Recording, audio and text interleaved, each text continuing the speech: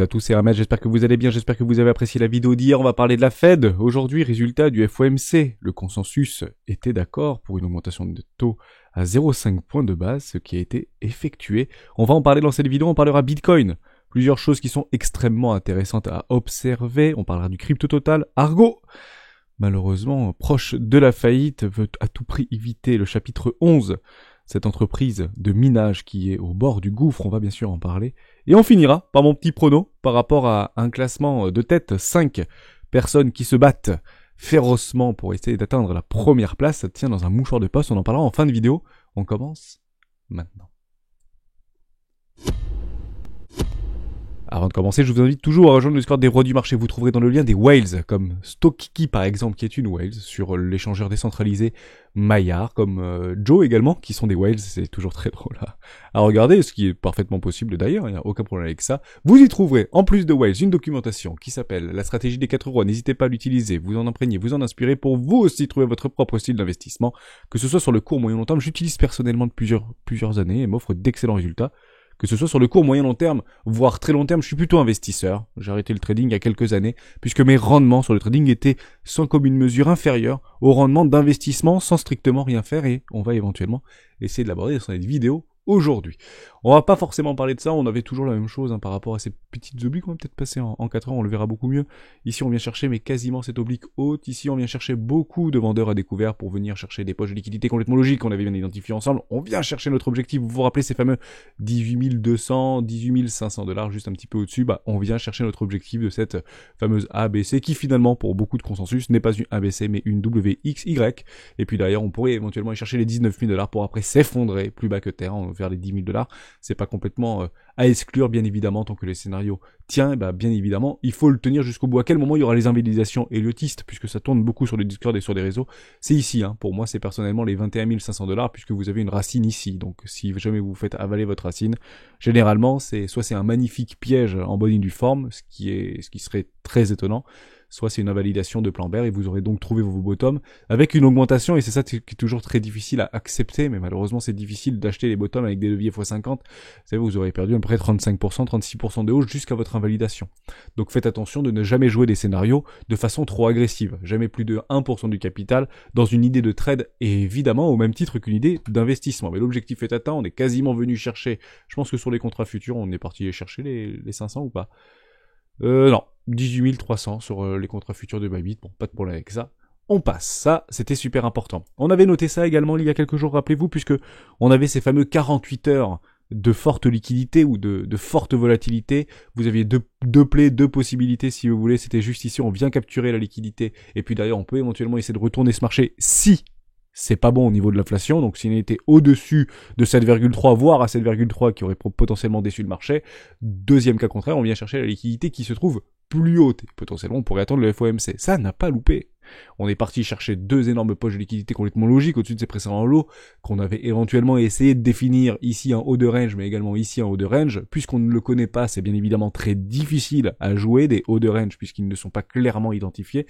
Mais pour le coup, on est bien venu chercher cette énorme poche de liquidité. Et d'ailleurs, toujours un peu surprenant, ça n'a pas tant fait de liquidation que ça, celle du CPI était beaucoup plus important que celle du FOMC, vous pouvez le constater comme moi, ici 3 millions, 4 millions à peu près, et ici on avait shooté 13 millions, donc beaucoup de personnes avaient probablement clôturé. Ici on le voyait bien d'ailleurs, le funding était en train d'augmenter, donc c'est clairement des clôtures de short ici, le prix pousse, on le voit très très bien également en petite time frame, c'est juste chirurgical.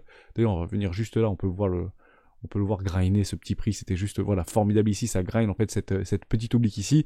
On crée beaucoup en fait de stops complètement logiques acheteurs ici. Derrière on pousse très fort, si vous prenez pas vos profits, vous vous faites rincer en une bougie, et puis après derrière on continue à dégrader. Et on est venu chercher tous ces acheteurs qui avaient mis des stops complètement évidents, beaucoup trop tard finalement.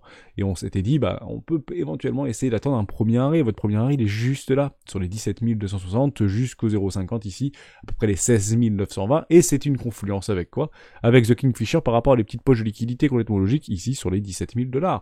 Vous aviez également un consensus par rapport aux options vis-à-vis d'un Max Payne Price également à 17 000 $ pour le 16 décembre. Donc c'est pas énorme, mais ça reste 17 000 $.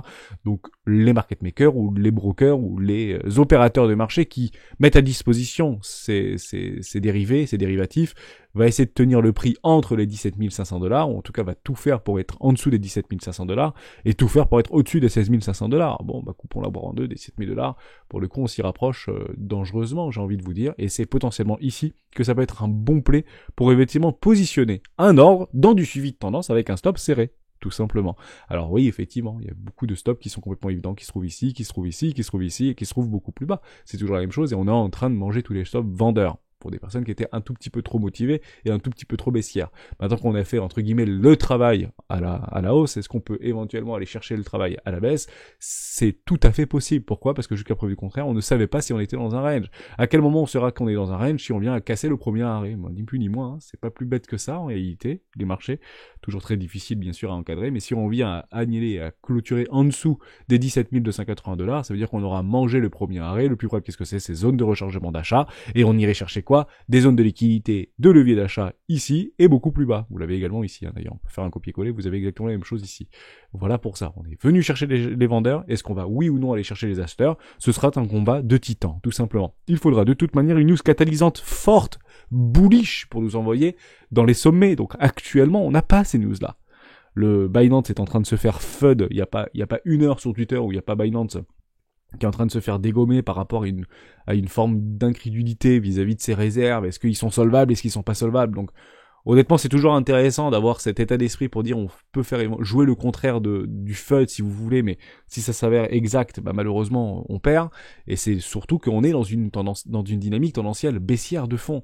Et ça, il faut surtout pas l'oublier. Et si vous prenez par rapport à des retracements complètement logiques par rapport à un premier arrêt, vous le prenez juste ici. Premier arrêt exactement sur les 17 770 $, on est en train de le travailler, on le passe, on le réintègre. Une clôture en dessous ne serait pas bullish. Ça, c'était pour Bitcoin. Donc pour moi, je vois quoi? Je vois au minimum un retour premier arrêt. Voilà, personnellement, je ne pense pas qu'on fera un nouveau plus haut puisque la période de liquidité est passée. Vous aurez le 23 décembre le CPE Core qui serait aussi potentiellement un catalyseur qui pourrait éventuellement retourner le consensus par rapport à des taux qui seraient aux alentours des 5%, enfin 5% du taux directeur vis-à-vis de l'atterrissage, si vous voulez, de la Fed, qui avait parfaitement été donné ici, hein. Donc on était plutôt sur un consensus entre 3,6 et 4,6, on est passé maintenant de 4,6 à 5,1, vous le voyez juste ici, remonter l'objectif des taux fédéraux, donc ça c'est le discours de Powell, hein, qui a été repris ici sur Boursorama, à 5,1 d'ici fin 2023, voilà, donc c'est le but, on aura un plateau, si on continue à baisser l'inflation continue à se déprécier, le CPE Core continue à se déprécier, voire se stabiliser, c'est à peu près l'objectif de la Fed par rapport au taux directeur. Clairement, ils peuvent pas aller beaucoup plus loin. Et le consensus s'est positionné exactement là-dessus. Il était un tout petit peu plus, encore avant-hier, mais il s'est remis sur les 5, donc ça gravite là-dedans. Après, il y a une forte probabilité, jusqu'à preuve du contraire, qu'on remonte de 0,50 points de base, alors que précédemment, c'était 0,25 points de base pour le mois prochain, pour le 2 janvier précisément. On continue juste un petit peu plus puisqu'il y avait des choses, je crois, à peu près intéressantes. La Fed, les croissants, voilà, il a revu ses potentiels de croissance à 0,5. La croissance des États-Unis s'établirait donc en 2024 à 1,6 et 1,8 en 2025, donc une croissance réellement molle. Et le taux de chômage actuel devrait monter à 4,6 et actuellement à 3,7. Donc ce qui peut potentiellement être des bons catalyseurs. Par contre, maintenant que c'est dit et maintenant que c'est anticipé par la Fed, partez du principe que c'est pas forcément ultra bullish, puisque c'est donné par maintenant la Fed, et c'est ce qu'ils vont regarder, évidemment. Donc si c'est beaucoup plus que 4,6, là on peut le prendre en compte si vous voulez. Si vous voyez un taux de chômage à 6,1, et ben là on dit waouh, c'est beaucoup plus, entre guillemets, ce que attendait la Fed. Donc ils vont automatiquement devoir redescendre les taux plus vite. Pourquoi? Parce que sinon trop de chômage galopant, enfin vous comprenez un peu l'idée. Il y a des choses qui sont données, un consensus qui est fixé, et en fonction de ce consensus-là et des données qu'on a à l'instant T, le marché s'équilibre en fonction, tout simplement. Voilà pour ça, donc vous pouvez le reprendre, hein. Je pense que ça a beaucoup tourné au niveau de la Fed, pas de problème avec ça. Je parle également, et après je repartirai sur le crypto total, je pense que c'est intéressant par rapport à des objectifs qu'on va attendre, ou vis-à-vis de structures, de ravalement, puisque c'est pas si baissier ce qu'on est en train d'observer, hein, sur du court terme, et il y a peut-être des belles choses qu'on peut éventuellement encadrer, donc soyez très vigilants, on passe pas de bear à boule en l'espace d'une journée, hein, bien évidemment. Donc on reste haussier dans une dynamique tendancielle haussier de fond court terme, mais on reste très foncièrement baissier pour essayer d'aller chercher des structures de retournement dans des zones de rechargement d'achat, ou si on n'arrive pas à atteindre un premier arrêt ou s'affranchir d'un premier arrêt. On y revient juste après. Argo Capital. Donc ça, c'est une entreprise blockchain qui veut éviter la faillite à tout prix et qui tente de vendre ses actifs. Donc ces actifs, qu'est-ce que c'est? C'est des bitcoins, mais je pense qu'ils sont à sec maintenant, parce que sinon, je pense pas qu'ils voudront vendre les actifs, et c'est leurs mineurs. Qu'est-ce que vous faites quand vous avez une entreprise qui est en difficulté Juste du bon sens, hein, c'est pas du tout méchant ce que je vais dire, juste du bon sens. Donc ils veulent vous vendre des mineurs, et en fait si vous attendez 3 mois, vous les avez en fait à peut-être 1% du prix, 5% du prix ou 10% du prix, et en plus presque ils vous payent pour que vous venez les décharger. Donc pour le coup, je pense pas qu'ils vont réussir à vendre beaucoup de mineurs. Je vous le dis franchement, soit les investisseurs qui sont historiquement dans Argo vont remettre au bassinet pour dire ok, on remet 10 millions, 20 millions, ils avaient relevé 20 millions de dollars il y a quelques mois ou quelques semaines. Donc ils vont remettre peut-être encore 20 millions parce que honnêtement, vous préférez perdre 50 millions ou 500 millions. C'est toujours pareil, vous remettez 10% en pensant en ayant un minimum d'espoir pour dire que cette mauvaise passe au niveau de Bitcoin va repartir de plus belle, c'est qu'une question de temps, etc. Il faut tenir. Bien que malheureusement, peut-être que Argo n'a pas été suffisamment. Alors je vais pas rentrer dans l'hyper détail, j'ai pas trop regardé, mais si vous regardez l'action, honnêtement, on ment pas là-dessus, quoi. Hein. C'est très très baissier, donc c'est très difficile d'acheter ce type de choses. J'étais Argo, voilà, juste ici me semble-t-il. Non, c'est pas ça du tout. C'est Arg avec. Oui, c'est ça. Oui, c'est ça exactement. Donc vous l'avez ici. Non, c'est pas ça du tout. Ah, c'est pénible. À chaque fois, je le perds ce truc, j'arrive jamais à le retrouver. Argo Blockchain.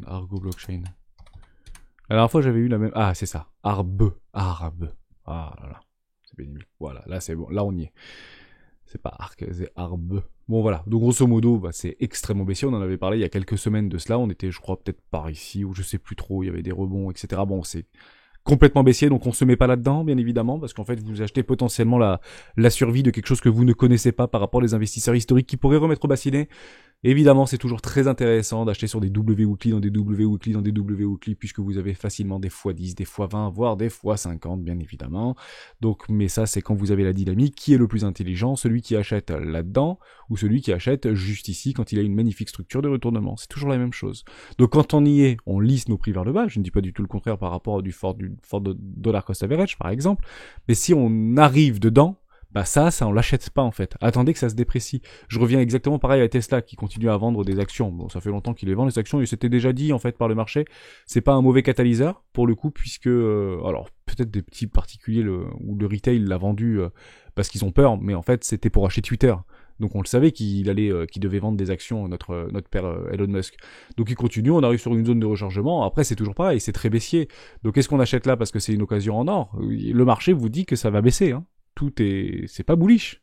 Au niveau de Wall Street et au niveau du Nasdaq, c'est pas ultra bullish. Il est très faible actuellement, les valeurs technologiques sont très faibles. Alors, vous allez me dire, oui, mais peut-être que les valeurs de mobilité automobile sont plutôt bullish. Elles consolident, mais si on considère qu'aujourd'hui Tesla n'est pas une entreprise 100% automobile, mais une entreprise dite technologique, alors mettez-la dans la case technologique. Ne mettez pas dans la case que ça vous arrange en fonction de ce que vous voyez par rapport à des consensus et des structures que vous pouvez voir par rapport à des secteurs industriels concernés. C'est super important. Donc, pour l'instant, on la met dans la case techno, et quand elle repassera dans la case techno et que les voitures, entre guillemets, ou les actions comme Consensus, comme Renault, ou comme Volkswagen et Fiat, ou je sais pas trop quoi, continueront à repartir, eh ben, vous direz, attention, ou continueront à repartiront dans une correction, bah, dites pas, ouais, Tesla, pourquoi ça monte alors que les voitures, vous voyez ce que je veux dire? Donc, on la met dans la case techno, c'est au Nasdaq, et puis on le prend comme ça, et pour l'instant, c'est super baissier. Donc, faites bien attention par rapport à ça. Ça, je pense que c'était super important. Donc, faites très attention par rapport à Argo Blockchain, qui est, aux prémices, malheureusement, de la faillite. Je finis juste sur quelque chose d'important par rapport à deux petites choses, vraiment qui sont, pour moi, très importante, puisque vous savez, je suis plutôt long terme, personnellement. Donc c'est toujours sympa de regarder un peu de court terme. Vous avez ici, on l'avait vu ensemble il y a quelques temps, hein, d'accord? Juste là, si on vient à clôturer une bougie ici en weekly, bah c'est bullish. Pourquoi? Parce qu'on aura ravalé, juste là, notre bougie précédente d'indécision, qui est également corrélée par rapport à juste ici, notre bougie de ravalement par rapport à une magnifique divergence en weekly qui serait confirmée si la bougie comme ça clôture au-dessus des 17 200 $, on clôture la bougie. Hein. Ça veut dire qu'on valide la divergence haussière en weekly. Troisième chose, très intéressante, c'est qu'on vient de cross une nouvelle fois notre énorme oblique par rapport à notre précédent plus haut de janvier 2021. On est en train de le cross. Donc ça, c'est pas quelque chose de bearish. Donc on est peut-être psychologiquement bearish, mais le marché n'est pas bearish. Bah pourquoi? Parce qu'il monte. On n'est plus à 16 500, on est à 17 600. Donc oui, il y a des gros retracements, il y a des poches de liquidité et ça combat fort. C'est logique, j'ai envie de vous dire, des prises de profit très massives parce qu'on a peur et il faut jouer les setups qu'on connaît le mieux et il faut le suivre à 100%, mais ceci n'est pas bearish. Donc on a 3 choses qui sont très intéressantes, qui risquent et qui pourraient se confirmer si on vient clôturer dimanche soir au-dessus à ce prix-là, quoi, 17 500, 17 600, 17 800. Ne nous y trompons pas. Alors oui, on sera pas au-dessus du premier arrêt. Bon, ça c'est important, on est en train de travailler le premier arrêt. Oui, mais un premier arrêt, ça se brise. C'est toujours pareil. Alors on pourrait très bien revenir chercher une poche de liquidité ou un premier arrêt un petit peu plus bas pour derrière refaire. Je ne dis pas du tout le contraire. Je dis juste qu'on aura des vrais signaux de retournement, en tout cas des premiers signaux successifs de retournement. C'est idem sur le market cap total. C'est exactement la même chose. D'ailleurs, market cap total qui est plutôt bullish, j'ai envie de vous dire. On attendra bien sûr la clôture, pareil, de cette bougie de ravalement juste là. On n'y est pas. Une fois rejeté, 2 fois rejeté, 3 fois rejeté. Il y a des vendeurs qui se présentent sur ce marché, bien évidemment, et on n'a pas réussi malheureusement à tenir notre premier rang. On se fait rejeter violemment sur le premier arrêt. Si vous prenez le market cap hors Bitcoin, bah c'est pas très bullish l'histoire. On est sur des énormes supports de marché. D'accord, donc on peut poser des bottoms parfaitement ici. D'ailleurs, on tente de rattraper pareil cette petite bougie, mais je crois qu'elle est juste derrière. Elle est ici, ouais, c'est exactement la même chose si on vient clôturer ici. Vous avez aussi une bougie de ravalement. Par contre, l'ensemble du marché n'est pas très bullish. Or, Bitcoin et Ethereum. Pourquoi? Parce qu'on fait même du rouge. Voilà. Donc on aura quand même une bougie éventuellement de ravalement, il n'y a pas de problème avec ça. Mais si vous enlevez Bitcoin et Ethereum, bah, nos cryptoactifs préférés, elles n'ont pas fait grand chose, si vous voulez, hier et pendant toute cette période de liquidité. Bitcoin était maître, tout simplement, sur ces 48 dernières heures. Et ben restons maîtres et continuons à lui faire confiance, puisque jusqu'à preuve du contraire, même s'il n'y a pas de news catalysante, la dynamique de fond reste haussière. Vous avez une toute petite tendance ici avec des creux toujours plus hauts que les précédents et des bas toujours plus hauts que les précédents. Bah attendez le petit creux, éventuellement le premier arrêt peut être un très joli play. Vous revenez ici sur des petits sur des supports, enfin des anciennes résistances qui ont été breakées, qui font maintenant office de support. Hein, soyez complètement rassurés par rapport à ça. Et si on commence à le réintégrer et repasser en dessous de ces précédents low ici, faites très attention parce que l'objectif sera probablement d'aller chercher ceci ici, ceci ici et potentiellement aller chercher plus bas que terre, bien évidemment. Donc pour l'instant, qu'est-ce qu'on fait? Eh ben, on joue ce qu'on sait jouer. Si vous êtes trader de tendance, attendez votre premier arrêt. Si vous étiez éventuellement trader de contre-tendance, vous aviez eu un super play qu'on avait identifié ensemble. Vous l'avez pris et je vous le remontre juste ici. Il était vraiment sympa ce play ici. Franchement, en plus il a bien été rejeté. Je ne dis pas que vous êtes couvert, hein, mais pour le coup, plutôt propre. Voilà, c'est vraiment poche de liquidité. Donc vraiment, c'est ça qui est important. Identifiez les chances et attendez que le cours vienne à vous. Hein, trader, je vous parle, et trader amateur et jeunes traders, attendez que le cours vienne à vous. Et je sais que pas mal de traders l'ont pris ce play ici. Alors je sais pas si vous attendez les 19 500 qui étaient un tout petit peu trop logique pour le coup. Donc généralement vous mettez un petit peu en dessous, voilà 18 332. Enfin vous avez des risques récompenses qui sont juste géniaux. Même sur un premier arrêt, on le voit très bien ici. Vous le prenez même à, voilà juste ici 18 150. Vous prenez un levier x50 là-dedans, voilà au-dessus des 18 500. Voilà on peut faire. Voilà, un petit 2,50 comme ça, si vous allez chercher un premier arrêt, ça vous fait du 2 pour 1. Et franchement, ça fonctionne quoi. Hein. Donc voilà, beaucoup de personnes vont probablement prendre des profits ici, partez du principe c'est toujours la même chose. Hein. Donc il y a des vendeurs à découvert qui vont prendre des profits ici, qui vont clôturer leur short pour derrière reprendre par rapport à des longues qui vont prendre le premier arrêt, et puis si éventuellement il y a suffisamment d'achats, notamment sur le spot, ce sera gagné tout simplement, mais pour l'instant, c'est plutôt un petit peu ça se déprécie un tout petit peu. Le ratio no short reste extrêmement négatif, donc en faveur plutôt des longues ici, et si vous prenez par rapport au CVD, par rapport aux open interest, vis-à-vis de l'interest global, et vous excluez, vous enlevez BTC Ethereum, vous voyez en fait qu'on est plutôt en train de se déprécier, on est en train de quitter les cryptoactifs, donc on continue cette forme de capitulation, de dépression, et d'ailleurs on continue un tout petit peu à apprécier au niveau de Bitcoin et Ethereum, donc c'est eux qui mènent la danse. Le funding sur nos cryptoactifs préférés hors Bitcoin et Ethereum est extrêmement négatif, et c'est ce qui permet de nous envoyer des plus 80%, plus 120%, plus 300% sur des cryptos qui sortent un petit peu de nulle part, qu'on connaît indirectement avec des petites capitalisations inférieures à 100 millions de dollars, et qui partent to the moon, et on comprend pas trop pourquoi, et puis après c'est retour à la case départ, bien évidemment. On finit juste sur mon petit prono, si vous le souhaitez. Avec grand plaisir de finir là-dessus. Donc, tout petit mouchoir de poche. Hermès, 51 places. Dans le top 50 quasiment. Encore vivant par rapport à si Giroud met 2 buts de la tête pendant la finale de dimanche. Peut-être que je peux avoir 150 points de plus si la France gagne 50 points de plus. Et vous avez en fait pas mal de choses qui sont très intéressantes parce que 1400, 1391, 1351, en sachant que Kane parti, vous avez la France qui gagne donc plus 60 points. Mais si ici l'Argentine gagne plus 80 points et Kylian Mbappé peut être le meilleur buteur, donc ça pourrait éventuellement faire passer Sébic en première position. Ici vous avez El Mondo qui peut éventuellement avec Messi 150 points repasser devant tout le monde avec 450 points. Et si la France gagne, même si la France perd, peut repasser au-dessus puisque si vous comprenez un petit peu l'idée, vous faites vos calculs et quel que soit le résultat, parce que c'est 27-27 me semble-t-il par rapport au match à venir. Voilà, moi je dis 3-0 pour la Croatie. C'est pas très gentil pour le Maroc. Allez, 3-1. Et Argentine-France, j'ai mis 2-1. Je sais pas trop. J'espère que peut-être plus de buts. J'en sais rien. J'ai pas été très très fort pendant mon petit prono. Donc voilà, en tout cas vous avez tout ça. Au niveau du classement, je trouve ça très intéressant. Donc bravo à tous ceux et merci à tous ceux qui ont participé. Je crois qu'on est plus de 370 à s'être inscrits sur mon petit prono. Donc merci pour votre participation. Mais je pense que le top 5 se joue vraiment dans un mouchoir de poche. Et je trouvais ça plutôt intéressant. Même peut-être peut-être pas. Peut-être. C'est pas impossible. Je sais pas si ça fait un tout pile, 40 points de plus ou 50 points de plus. Ça peut grave le faire. Il y a pas de problème. Nouvel appel et je finirai là-dessus juste par rapport à Bybit. Vous le savez, je double le bonus. Il reste encore quelques petites places. Vous êtes nombreux à chaque fois à vous inscrire. Je suis très ravi de vous accueillir au sein de Bybit, puisque moi je l'utilise quotidiennement et je le trouve très intuitif et je vais pas te dire ultra méga safe, puisqu'on n'y est pas, on y sera plus tard dans ce ultra méga safe et peut-être qu'on rigolera de cette histoire par rapport à ce vilain cauchemar qu'on a vécu avec divers échangeurs. Peut-être qu'il y en a d'autres qui vont tomber, mais peut-être que c'était le dernier et qu'on pourrait éventuellement repartir sur de nouveaux rallyes, potentiellement hivernal, printanier ou d'été. Restez au chaud et 25$ sur les contrats futurs et je double ce petit bonus. Vous retrouvez le lien dans la description et pensez bien à remplir avec votre Bybit UID. Donc c'est pour les 30 prochains nouveaux inscrits, dépôt minimum 100€ et une adresse TRC20 sur la blockchain Tron. Pourquoi? Parce qu'elle a encore baissé. La blockchain Tron, là on baisse les frais, les échangeurs baissent les frais de transfert. Plutôt sympathique. Merci à tous d'avoir suivi cette vidéo jusqu'au bout. On se retrouve demain dans le live des rois du Bitcoin. Ciao.